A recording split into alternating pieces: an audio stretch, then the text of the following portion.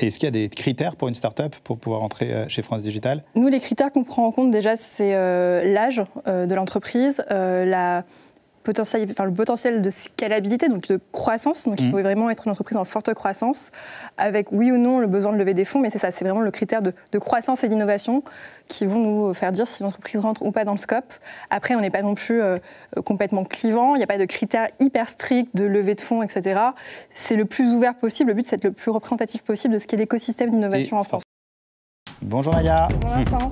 Bienvenue dans le Tech Show. Merci beaucoup. Alors Maya, nous sommes vraiment ravis que vous ayez accepté notre invitation au Tech Show. Avant de passer à l'interview Backstory et en savoir un peu plus sur vous, vous avez été nommée directrice générale de France Digital. Alors pour ceux qui ne connaîtraient pas France Digital, est-ce que vous pouvez nous expliquer ce qu'est France Digital? Bien sûr. Merci déjà de m'accueillir aujourd'hui. Donc France Digital, c'est la principale association de start-up et de fonds d'investissement en France. C'est aussi la plus grande association en Europe. On représente plus de 2000 entreprises et fonds d'investissement. Et notre objectif, c'est de faire émerger des champions européens de l'innovation au service de l'humain et de la planète. Tout simplement.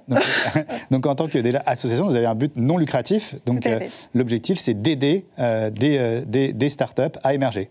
Exactement. Alors contrairement à ce que peut laisser penser entendre notre nom France Digital, on est une organisation 100% indépendante, financée par des privés, donc nos membres qui payent des cotisations. Et donc on a un peu un double rôle, deux casquettes, à la fois celle d'un réseau professionnel où on va créer des ponts entre des entreprises, des fonds d'investissement, mais aussi le milieu académique, des grands groupes, et aussi, là c'est la deuxième casquette, ce rôle de créer des ponts avec les décideurs publics pour être entendus, un peu ce rôle traditionnellement appelé lobby. Et donc c'est ce qu'on est aujourd'hui, le principal lobby des startups. Donc vous avez 2000 startups. Est-ce que vous pouvez nous citer certaines startups qui sont adhérentes de France Digital, peut-être les plus connues? Les plus connues, c'est des Doctolib, c'est des Blablacar, c'est des Back Market.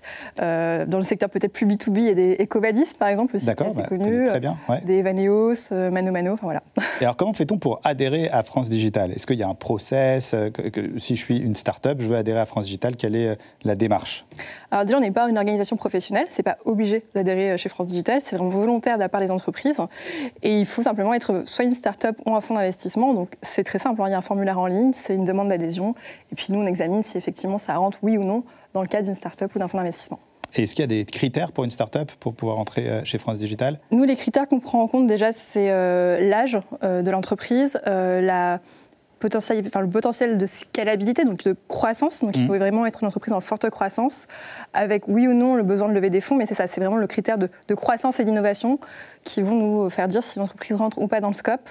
Après, on n'est pas non plus complètement clivant, il n'y a pas de critères hyper stricts de levée de fonds, etc. C'est le plus ouvert possible, le but c'est d'être le plus représentatif possible de ce qu'est l'écosystème d'innovation en France. Forcément faire du digital. Une boulangerie qui voudrait adhérer serait compliqué. Mais là, c'est très intéressant parce qu'aujourd'hui, je pense que oui, au début, on s'appelle France Digital parce que nos entreprises étaient vraiment sur le numérique. C'est toujours le cas. Mais je pense qu'aujourd'hui, l'innovation va encore plus loin et qu'on peut aussi retrouver des startups, par exemple, dans l'industrie. Et donc, il y a toujours une petite brique numérique quelque part, mais c'est beaucoup plus large, le champ d'action. Et alors, comment faites-vous pour accompagner ces startups? Comment vous les aidez à émerger? Déjà, en structurant l'écosystème pour créer cet effet réseau. Donc, vraiment, en créant des moments de rencontre, on va pouvoir trouver des financeurs, trouver des clients. Il y a aussi des moments de rencontre entre pairs, par métier, par exemple, où vous, quand vous êtes dirigeant ou quand vous êtes directeur financier, vous êtes un peu la tête dans le guidon, on va vous créer des moments de respiration où vous allez pouvoir partager avec d'autres personnes qui font le même métier que vous. Donc vraiment cette partie-là. Et après, sur tous les sujets, on va dire plus réglementaires, donc avec cette casquette un peu de lobby qu'on a. Vous parlez de lobby. Alors justement, est-ce que vous pouvez nous donner des exemples d'actions que vous avez pu mener en tant que lobbyiste? Alors le mot lobby, il est particulier, surtout appliqué à notre association. On a en tête forcément ce caractère de défense d'intérêt. Et c'est ce qu'on fait.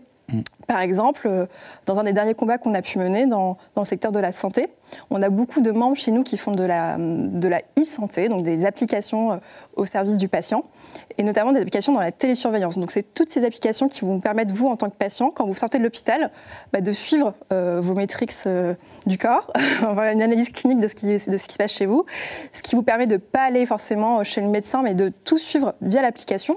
Mais ça ne rentre pas dans la grille tarifaire de la sécurité sociale. Vous sortez du parcours classique, et donc ce qu'on a pu faire, nous, en tant que lobby, c'est de réfléchir en disant, mais En fait, en France, le patient a l'habitude de la sécurité sociale et dès que vous sortez de ce cadre, le modèle économique est compliqué à trouver.